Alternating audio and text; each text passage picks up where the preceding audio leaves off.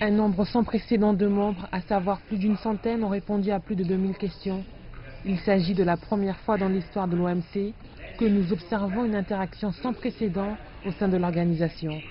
Et compte tenu de l'unilatéralisme et du protectionnisme croissant, l'OMC fait face à des défis mais va de l'avant avec l'aide de son ardent défenseur, la Chine. Ayant des liens économiques avec presque tous les membres de l'OMC, la performance de la Chine au cours des 2 dernières années a été saluée par la majorité des membres.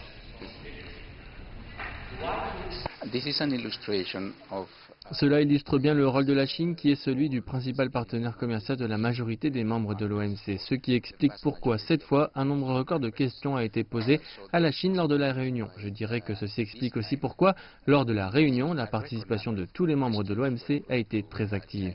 C'est également la raison pour laquelle les membres ont un intérêt croissant pour les politiques et pratiques commerciales de la Chine.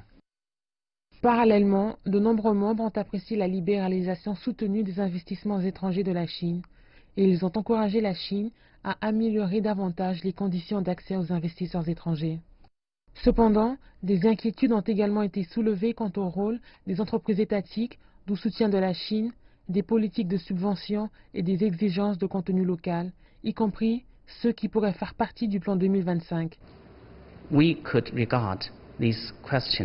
Nous pourrons considérer ces questions comme des suggestions positives, même si certaines questions n'ont pas été positivement soulevées du côté du gouvernement de la Chine. Nous prenons très au sérieux ces questions et nous déterminerons les faits pour résoudre ces questions. Dans certains cas, nous avons fait un bon travail qui n'a pas été proprement rapporté aux membres de l'OMC.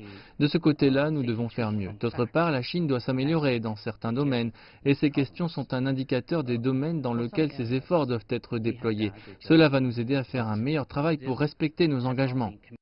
Cet examen des politiques aidera les membres à avoir plus de transparence et de facilité dans leurs interactions commerciales multilatérales.